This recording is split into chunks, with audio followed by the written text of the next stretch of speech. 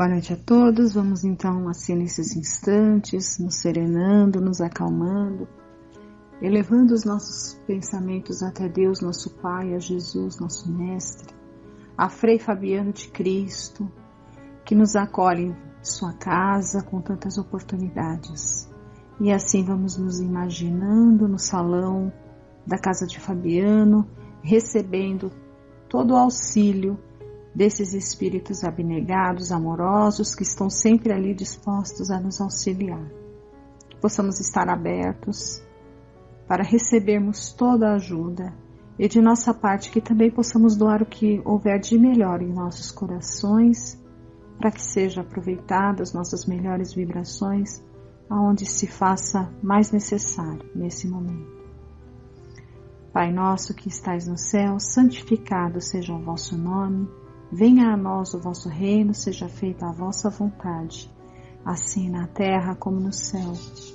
O pão nosso de cada dia nos dai hoje, perdoa, Pai, as nossas dívidas, assim como nós devemos perdoar aos nossos devedores. E não nos deixeis cair em tentação, mas livrai-nos do mal, que assim seja, graças a Deus e graças a Jesus. Então, continuando aqui com o Evangelho segundo o Espiritismo, nós estamos no capítulo 13, que a mão esquerda não sabe o que faz a direita. Hoje nós vamos ler aqui um trecho, falando sobre os órfãos. Nós vamos fazer a leitura só de um pequeno trecho, não vamos ler tudo, porque a gente vai complementar com o livro Nas Pegadas do Mestre, de Vinícius,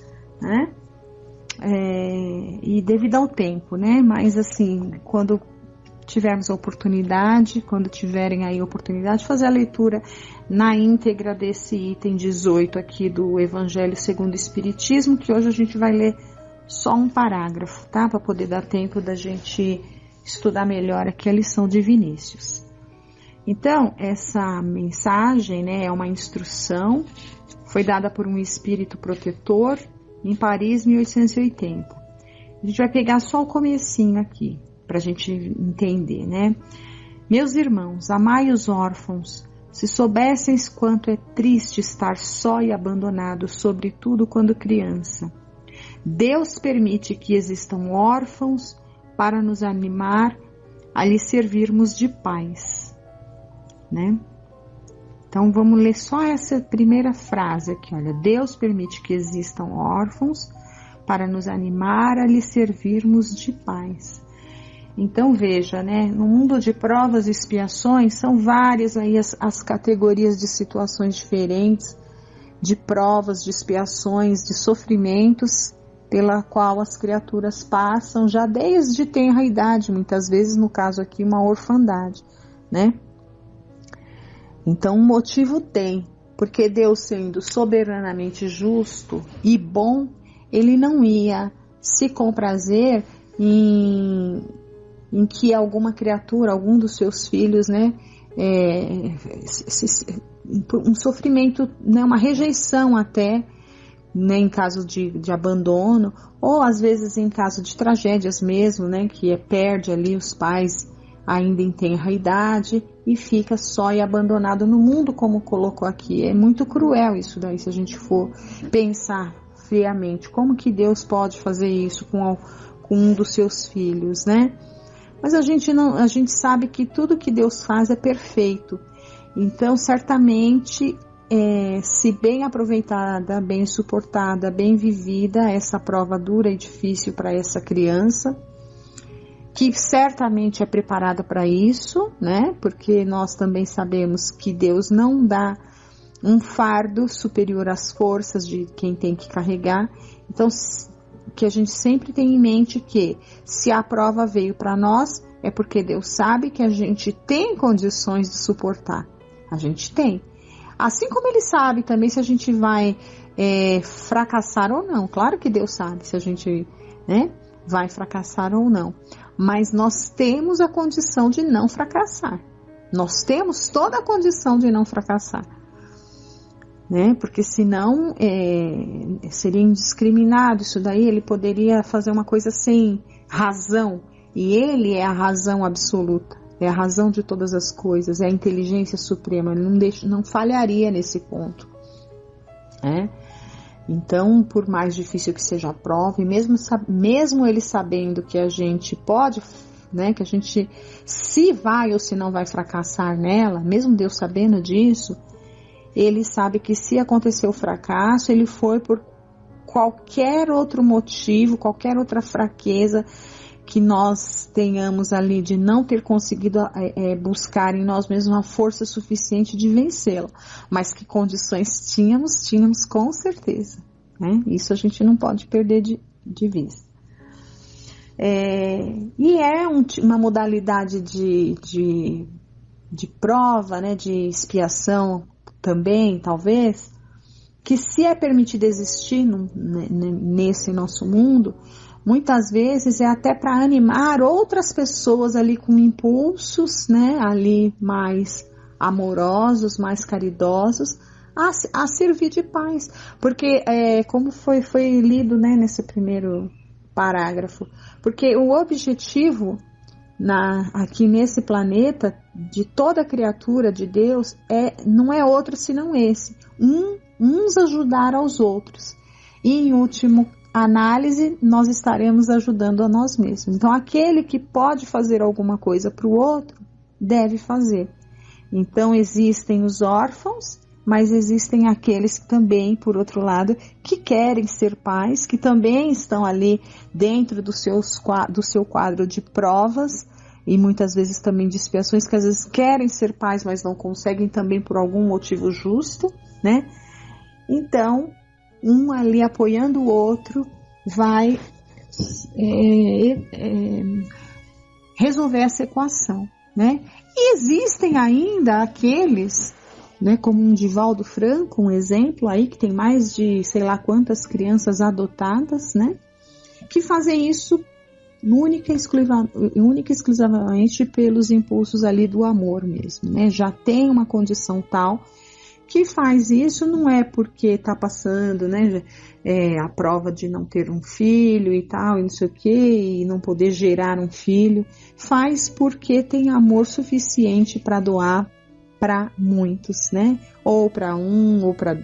Enfim, cada caso é um caso. Então, existem aqueles casos, de que a pessoa não pode ter filhos também porque está dentro do seu quadro lá de provas e expiações, mas aí ela pode ali resolver essa equação adotando um órfão, que também precisa de pais. E existem aquelas situações da pessoa, que às vezes a pessoa até não tem problema nenhum, ela até tem filhos biológicos, mas o impulso do coração acolhe mais, Então vamos agora aqui fazer a leitura, que é que Vinícius nos ensina a respeito do problema da orfandade. E ele começa aqui, falando, ele pega um trecho do Evangelho que diz assim, olha, não vos deixareis órfãos, eu voltarei a vós. Então Jesus disse isso, não vos deixarei órfãos, ou seja, nós não estaremos sós e abandonados. Vamos ali, começando então, olha, a orfandade caracteriza-se pela privação de assistência, pela ausência de todo interesse, em suma, pelo abandono em que uma criança se encontre e não propriamente pela perda dos pais. Então, ele está fazendo uma análise mais profunda e mais triste, que são aqueles conhecidos órfãos de pais vivos, que a gente vê aos montes por aí, e talvez esse seja um dos problemas da nossa sociedade meio desajustada. Os pais geram filhos e largam para lá. Às vezes até continuando junto deles, Ele está falando desse caso. Pela ausência de todo interesse. Em suma, pelo abandono em que uma criança se encontra e não propriamente pela perda dos pais. Existem órfãos cujos pais vivem ainda e há crianças que jamais passaram pelo duro transe da orfandade a despeito de não haverem conhecido os seus pais. Então, tem várias situações. Então, tem os órfãos de pais vivos, que nunca passaram por essa dura experiência de perder os pais, mas nunca conheceram o que é de fato ter um pai e uma mãe, porque esses sempre foram ausentes. A promessa de Jesus acima transcrita tem se cumprido fielmente quando ele diz, né? Eu voltarei, não vos deixarei órfãos. Ele jamais deixou de assistir seus discípulos através de todos os tempos. O evento do Espiritismo é uma prova eloquente da assistência do Senhor junto dos que procuram seguir-lhe as pegadas. Só a ausência do amor determina a orfandade e, ao mesmo tempo, só a presença do amor a pode extinguir. A orfandade está para o amor como as trevas estão para a luz. Olha que comparação magnífica, né? A orfandade está para o amor como as trevas estão para a luz. Então, uma pessoa que tem aquela condição de amar ali dentro do peito, né? Dentro dela, dentro de si, dentro do peito é a maneira figurada de falar. Aquela pessoa que tem amor dentro dela, se ela se deparar com uma situação de orfandade, é como as trevas para a luz, né? Como se acendesse ali uma luz em meio às trevas. Então a gente tem que fazer mais ou menos esse paradigma, né? Então estão como um elemento é incompatível com o outro. Não pode subsistir ambos ao mesmo tempo. Então aquela pessoa que está pronta para amar, se ela encontra um órfão ali, né? Ela vai acolher.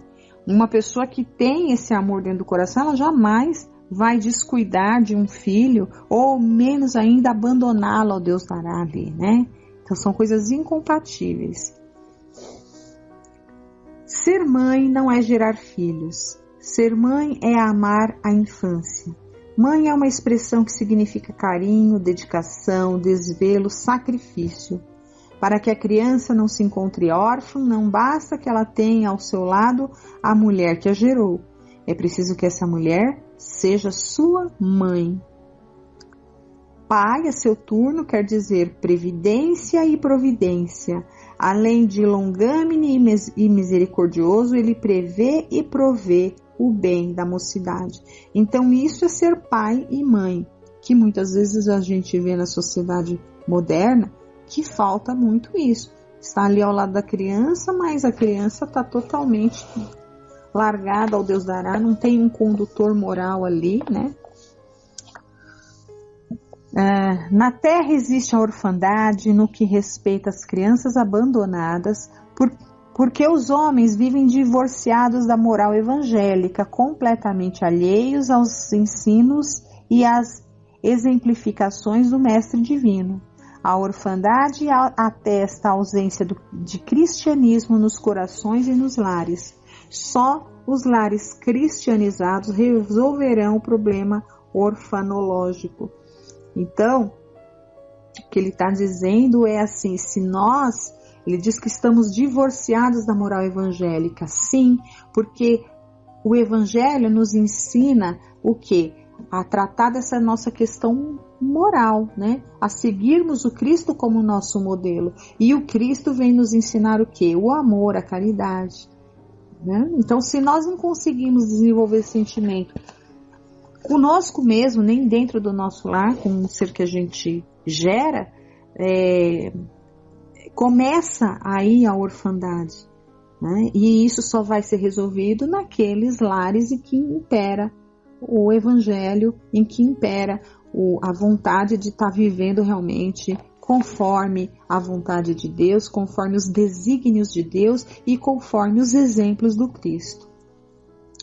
Os asilos e orfanatos jamais extinguirão a orfandade, antes contribuirão para perpetuá-la. A criança asilada continua órfã. O estabelecimento que a acolhe, sua peculiar organização e disposição, os regulamentos, o meio, o modus vivendi, tudo ali contribuirá para que a criança tenha sempre em mente sua condição de órfã.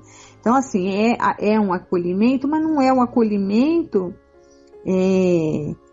ideal que um ser humano precisa, né? Ela está ali como um hóspede, vamos dizer, que tem que seguir ali algumas regras. Ela não está ali como um membro, A pessoa perde essa identidade de se enxergar como um membro de uma célula, como parte, né? Ela não é parte, ela não pode opinar, ela é quase que nula ali, a vontade dela é nula, né? Isso dentro, falando de crianças, jovens que estejam aí nos internatos, nos asilos, nos orfanatos da vida. Não existe ali uma vida familiar, uma comunhão familiar, não é verdadeiramente um lar.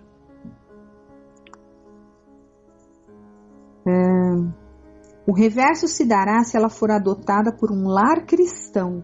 A vida familiar, o convívio íntimo com seus pais adotivos e, sobretudo, a posição de filha que lhe é ortogada, né? Filha no sentido que está falando a criatura. Depressa varrerá de sua imaginação a ideia de orfandade, porque de fato esse estigma terá desaparecido ao doce e suave bafejo do amor, ou seja, o amor transforma, o amor produz o que nós chamamos aí de verdadeiros milagres, né? Asilos como cárceres são males necessários, é melhor isso do que estar na rua, estar abandonado totalmente. Imagine um bebê largado na rua, morreria de fome, né? E de frio e de tudo mais. Então precisa ter esses lares aí, males necessários, como fala, esses estabelecimentos. Atendem uma necessidade transitória, se bem que é indispensável no momento, atestando não a caridade como erroneamente se imaginam, mas a dureza de coração dos filhos deste século. É inominável crueldade, é a aberração dos mais comezinhos princípios de humanidade, a cena contristadora que se nos oferece a cada passo nessas crianças maltrapilhas, perambulando pelas ruas, sem pão, sem lar, sem afeto, né? Tá dizendo que isso é pior até, né? No seio de uma sociedade como a nossa, onde há tanta riqueza, tanto fausto e tanta pompa. No seio de uma sociedade onde se ostentam luxuosos solares e vilas em cujos recintos, por vezes, não se vê desabrochar o sorriso de uma criança, mas se vê em compensação cães de raça comendo à mesa, servidos por lacaios de libré, no seio de uma sociedade onde, ao lado dos jardins, das praças, dos palácios e dos monumentos, se erguem soberbas catedrais em honra daquele que disse: deixai vir a mim os pequeninos, pois dos tais é o reino dos céus. Que profundo! E vamos aqui fazer uma análise, né, também profunda sobre os dias de hoje, em que muitas vezes a gente vê aí casais que não querem ter filhos, ou optam por não terem filhos, mas tem lá um pet, né, que tratam como criança, coloca o pet no carrinho, leva para viajar ou leva para passear no parque, né, o cachorro, em vez de colocar na coleira, o cachorro tá eu tô falando porque já vi, né, cachorrinhos aí no carrinho, como se fossem bebês, né? Então veja como que nós estamos ficando, se a gente não tomar cuidado, como a gente pode se tornar, né, indiferente a esses problemas. Nunca se viu pássaro sem ninho, nem fera sem covil. Só na sociedade dos homens se vêem seus próprios filhos desabrigados, expostos aos rigores das intempéries e a toda a sorte de influências malsãs. Voltemos nossas vistas para os nossos lares. O lar é tudo, é a verdadeira escola, é o verdadeiro templo. Cristianizemos os lares. De tal depende o problema da orfandade, da miséria, da enfermidade, do vício, do crime e de todos os flagelos da humanidade. Então, que a gente possa estar refletindo realmente, né, nesses ensinamentos, observarmos a natureza. Nós somos parte da natureza. Quando a gente começa a observar a natureza e a gente percebe que entre até os irracionais não existe algumas aberrações que entre nós existe, né? Então veja que um animal não abandona a sua cria até que aquela cria tenha condições de poder se manter ali sozinha, até que ela se torne um ser autossuficiente. Por que que nós, como humanos irracionais, fazemos isso? Ou seja, nós estamos muito dissociados, muito desagregados da natureza. Nós estamos nos colocando como estamos perdendo a nossa conexão com a natureza. E perder a conexão com a natureza é estar se afastando mesmo de Deus, né? Então, quando a gente começa a pensar nisso, que a gente possa, de fato, aproveitar a situação em que estamos, assim, para que a gente se conecte verdadeiramente com a nossa essência, com a natureza, porque nós somos parte dela, né? Estar em harmonia com a criação é ter uma moral reta, digna, que nos conduz aí para nos aproximarmos de Deus. Bom, que Jesus nos abençoe a todos. Uma boa semana. Vamos ficar agora com a segunda parte, livro dos...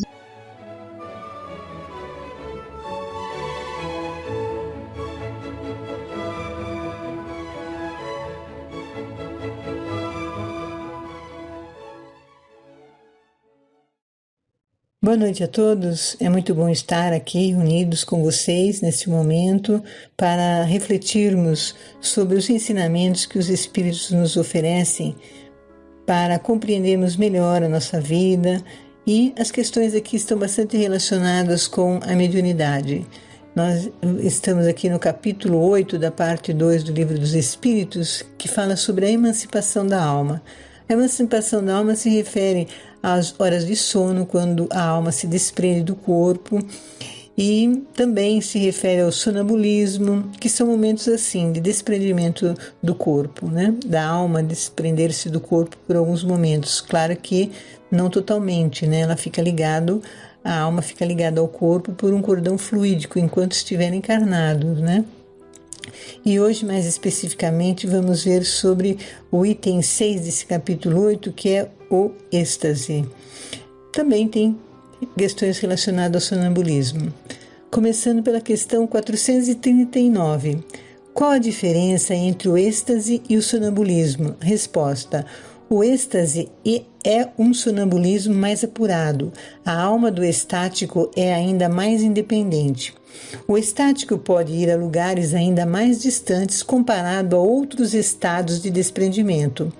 O desprendimento da alma é tanto que o espírito pode ir a outros mundos mais elevados em relação ao que está encarnado. No item 8, intitulado Resumo Teórico do Sonambulismo, do Êxtase e da Dupla Vista, neste mesmo capítulo podemos ler em um certo trecho. Abre aspas. O êxtase é o estado pelo qual a independência entre a alma e o corpo se manifesta de maneira mais sensível e se torna, de certa forma, palpável. No sono e no sonambulismo, a alma erra pelos mundos terrestres. No êxtase, ele penetra um mundo desconhecido, o dos espíritos etéreos, com os quais entra em comunicação, sem, entretanto, poder ultrapassar certos limites que ela não poderia transpor sem romper inteiramente os laços que a ligam ao corpo. Um fulgor resplandecente e inteiramente novo a envolve. Harmonias desconhecidas na terra a empolgam. Um bem-estar indefinível a penetra. Ela goza, por antecipação, da beatitude celeste e pode dizer-se que passa um pé no limiar da eternidade. No estado de êxtase, o aniquilamento do corpo é quase completo. Ele só conserva, por assim dizer, a vida orgânica. Sente-se que a alma não se liga a ele mais do que por um fio, que um esforço a mais poderia romper sem remédio. Nesse estado, todos os pensamentos terrenos desaparecem para dar lugar ao sentimento puro que é a própria essência do nosso ser imaterial. Todo entregue a essa contemplação sublime, o estático encarna a vida como uma parada momentânea. Para ele, o bem e o mal, as alegrias grosseiras e as misérias deste mundo não são mais que fúteis incidentes de uma viagem da qual se sente feliz ao ver o termo. Acontece com os estáticos o mesmo que com os sonâmbulos. Sua lucidez pode ser mais ou menos perfeita e seu próprio espírito, conforme for mais ou menos elevado, é também mais ou menos apto a conhecer e compreender as coisas. Verifica-se neles, às vezes, mais exaltação do que verdadeira lucidez, ou melhor dito, sua exaltação prejudica a lucidez. É por isso que suas revelações são frequentemente uma mistura de verdades e erros, de coisas sublimes e de coisas absurdas ou mesmo ridículas. Os espíritos inferiores se aproveitam muitas vezes essa exaltação, que é sempre uma causa de fraqueza, quando não se sabe vencê-la para dominar o estático, e para tanto se revestem com os seus olhos de aparências que o mantêm nas suas ideias e preconceitos no estado de vigília. Este é um escolho, mas nem todos são assim. Cabe-nos julgar friamente e pesar as suas revelações na balança da razão. Fecha aspas. Vemos que certos encarnados podem se desprender do corpo a ponto de seu perispírito ficar ligado a ele por um fio. O corpo está no estado de catalepsia ou letargia. Ele estará diante de sensações e visões inenarráveis aqui, e na tentativa de explicar pode se confundir, pois pode não haver palavras para explicar e também não entende bem o que viu, porque pode não ter termo de comparação com o que há no nosso planeta, e ainda correm o risco de deixar-se envolver por espíritos que podem levá-lo à fascinação. Daí a importância do estudo da doutrina espírita e da mediunidade nas suas formas de manifestação. Questão 440. O espírito do estático penetra realmente os mundos superiores? Resposta: sim, ele os vê e compreende a felicidade dos que os habitam. É por isso que desejaria permanecer neles, mas há mundos inacessíveis aos espíritos que não estão bastante depurados. Um encarnado pode entrar em um estado de êxtase e visitar certos mundos mais evoluídos. Ele vai até onde a sua condição espiritual permite. Portanto, há muitos mundos mais avançados que ele ainda não tem condição de visitar na atual encarnação, devido ao seu grau evolutivo. Questão 441. Quando o estático exprime o desejo de deixar a Terra, fala sinceramente e não o retém o instinto de conservação? Vou ler novamente. Quando o estático exprime o desejo de deixar a Terra, fala sinceramente e não o retém o instinto de conservação? Quer dizer, o desejo, de se conservar, de manter-se na sua encarnação, não o impede, de querer deixar a Terra? Resposta: isso depende do grau de depuração do espírito. Se ele vê a sua posição futura melhor que a vida presente, faz esforços para romper os laços que o prendem à Terra. Então vejamos, se o espírito não estiver bem consciente da responsabilidade que tem pela própria vida, ele pode desejar permanecer no planeta mais avançado que está visitando, enquanto o corpo está no estado de letargia no planeta Terra. Mas isto seria uma ilusão bastante prejudicial ao futuro desse espírito, caso ele não deixe esse pensamento ou desejo para trás, pois para conquistar o direito de viver em planeta mais avançado, é preciso conquistar um certo grau de evolução espiritual e aguardar o desencarne natural dele. Se se recusar a voltar e ocupar o corpo em repouso na Terra, desencarnará e será considerado um suicida. Questão 442. Se abandonarmos o estático a si mesmo, sua alma poderia abandonar definitivamente o corpo? Resposta: sim, ele pode morrer, e por isso é necessário chamá-lo por meio de tudo o que pode prendê-lo a este mundo, e sobretudo fazendo-lhe entrever que, se quebrasse a cadeia que o retém aqui, seria esse o verdadeiro meio de não ficar lá, onde vê que seria feliz. Então, o espírito pode ter o direito de visitar outros mundos mais evoluídos intelectual e moralmente. E durante essa visita, ele pode ficar deslumbrado com os avanços e o progresso moral de seus moradores e pode desejar permanecer nesse lugar.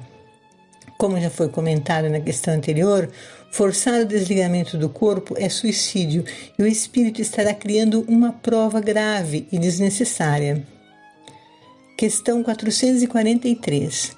Há coisas que o estático pretende ver e que são evidentemente o produto de uma imaginação excitada pelas crenças e preconceitos terrenos.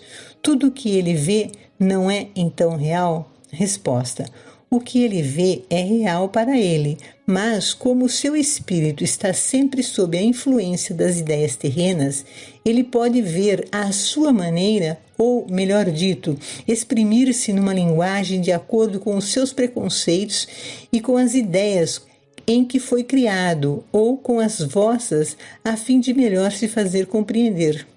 É sobretudo nesse sentido que ele pode errar.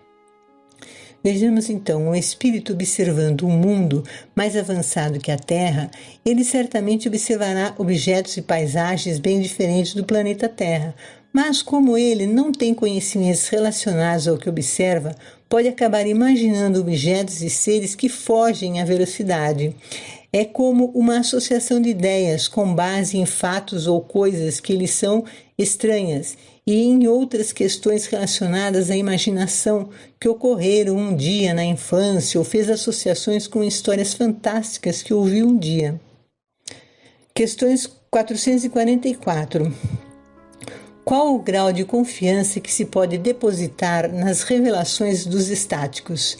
Resposta: o estático pode enganar-se muito frequentemente, sobretudo quando ele quer penetrar aquilo que deve permanecer um mistério para o homem, porque então se abandona às suas próprias ideias ou se torna joguete de espíritos enganadores que se aproveitam do seu entusiasmo para o fascinar.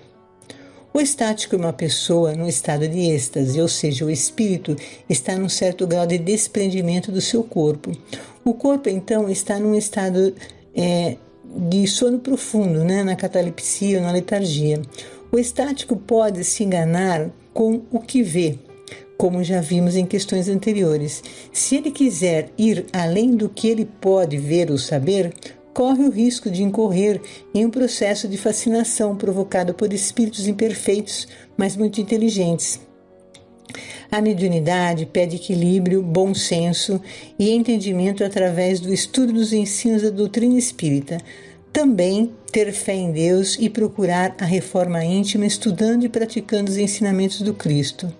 Na mediunidade, tomamos ciência da importância dos estudos, das reflexões sobre a doutrina espírita, o autoconhecimento e a busca pela prática dos ensinamentos do Cristo, procurando desenvolver o amor a Deus sobre todas as coisas e ao próximo como a si mesmo. Questão 445. Que consequências se podem tirar dos fenômenos do sonambulismo e do êxtase? Não seriam uma espécie de iniciação à vida futura? Resposta: ou melhor dito, é a vida passada e a vida futura que o homem entrevê. Que ele estude esses fenômenos e neles encontrará a solução de mais um mistério que a sua razão procura inutilmente penetrar. No livro dos médiuns, Kardec relata na sua segunda parte do livro, no capítulo 14, no item 173, o caso de um sonâmbulo com a idade de entre 14 e 15 anos. Este costumava identificar as doenças das pessoas e dava as receitas. Certo dia, ele relatou a doença de uma pessoa, mas não lhe deu receita. Então lhe disseram que faltava receita. Ele disse que não podia dar a receita, pois o responsável era o seu anjo doutor, que não estava presente no momento. Kardec se refere a esse médium como médium sonâmbulo. Aqui vemos que esse sonâmbulo revela conhecimento que certamente adquiriu no passado, pois, na encarnação em questão, Ele é jovem e sua inteligência era um tanto limitada, relata Kardec. Ele falava das doenças considerando os conhecimentos de encarnação passada. Portanto, temos um indicador de que há vidas passadas ou que temos outras encarnações além da presente. O sonambulismo, o êxtase, são estágios diferentes de um mesmo fenômeno. O espírito desprende-se do corpo em graus diferentes de desprendimento. No sonambulismo, o desprendimento é maior do que em um sonho comum. No êxtase, o desprendimento do espírito é bem maior do que ocorre no sonambulismo. Questão 446. Os fenômenos do sonambulismo e do êxtase poderiam acomodar-se ao materialismo? Resposta: aquele que os estuda de boa fé e sem prevenções não pode ser materialista nem ateu. No sonambulismo, o espírito se desliga do corpo e o utiliza para realizar um desejo. Vimos na semana passada o caso do farmacêutico que nas horas de sono, portanto, dormindo, ele se levantava da cama e ia para o seu laboratório preparar os remédios que estavam encomendados, remédios esses indicados pelos médicos, e realizava o trabalho de olhos fechados. Estando dormindo, como ele poderia ir preparar as receitas se nada mais tivesse em si além do corpo? Como o corpo dormindo prepararia remédio e ainda de olhos fechados? Também é relatado a história de um padre que, dormindo, se levantava no meio da noite e ia elaborar o sermão que apresentaria na igreja diante dos fiéis a Deus. Os seus colegas o seguiam e o acompanhavam, como ele elaborava o sermão, e faziam experiências com ele colocando um papelão entre a máquina de escrever e o seu rosto, e ele escrevia normalmente, e o padre não via os amigos, pois não se abalava com a presença dos seus colegas na sala ao lado dele. Como um materialista poderia explicar isso? Pergunto eu. Então, os materialistas até encontram explicações, mas estas são bem mais complicadas e até sem lógica, sem um fundamento aceitável. Gabriel Delane escreve sobre como os materialistas explicam esses fenômenos de modo geral. Abre aspas, os sábios procuram disfarçar a ignorância por meio de teorias obscuras, mais difíceis de admitir que as nossas, fecha aspas. Com a expressão as nossas, ou seja, as explicações segundo a teoria espírita, fazem muito mais sentido, explicam muito melhor os fatos observados e as experiências realizadas dentro do estudo do espiritismo. E em seguida, Delane relata o pensamento do médico explicando dentro do materialismo a visão de olhos fechados nos sonâmbulos.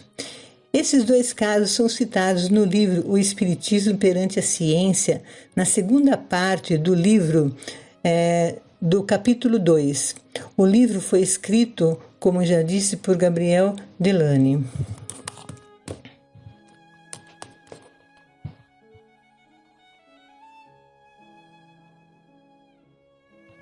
Eu não vou ler o relato do médico materialista, pois ele é bem complicado e ocupa um bom tempo. Então, quem se interessar poderá procurar no capítulo 2, na parte 2 desse livro citado. Bom, vamos encerrar então o nosso estudo agora, nesta parte da sessão, pedindo a Deus o amparo e a proteção por todos aqueles que passam pelas doenças, pelas provas das doenças, todos aqueles que estão internados nos hospitais, por todos os trabalhadores da área da saúde, que todos recebam o amparo, o auxílio que necessitam para se manterem firmes e saudáveis no trabalho e que todos os doentes possam se recuperar da saúde. Pedimos por todos os brasileiros, para que tenhamos paz, sensatez e boa vontade de nos auxiliarmos uns aos outros. Pai nosso que estais nos céus, santificado seja o vosso nome. Venha a nós o vosso reino. Seja feita a vossa vontade, assim na terra como no céu. O pão nosso de cada dia dai-nos hoje. Perdoai as nossas dívidas, assim como nós perdoarmos os nossos devedores. E não nos deixeis cair em tentações, mas livrai-nos, Senhor, de todo mal. Que assim seja. Graças a Deus. Boa noite.